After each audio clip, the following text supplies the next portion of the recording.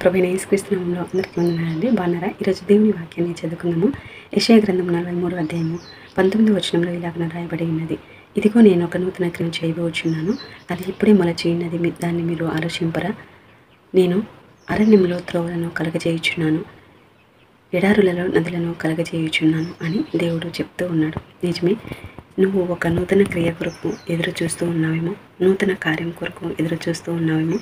ఈరోజు దేవుడు నీతో చెప్తున్న మాట, నేను ఒక నూతన క్రియను చేయబోచున్నాను, అది ఇప్పుడే మొలచి ఉన్నది, దాన్ని నువ్వు ఆలోచింపవా అని దేవుడు ప్రశ్నిస్తూ ఉన్నాడు.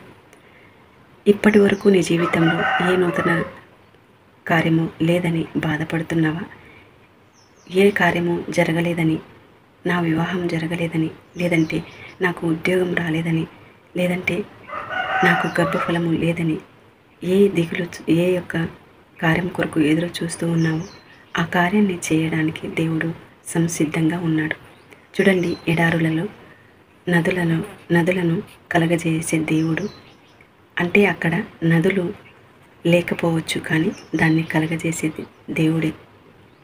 అలాగే అరణ్యంలో త్రోవలు లేకపోవచ్చు, కానీ దేవుడు త్రోవలను కలగజేస్తానంటున్నాడు. అనే మన జీవితంలో ఇంతవరకు ఎటువంటి కార్యం లేదని బాధపడుతున్నావు, ఆ యొక్క బాధ నుంచి దేవుడు విడిపించడానికి సంసిద్ధంగా ఉన్నాడు.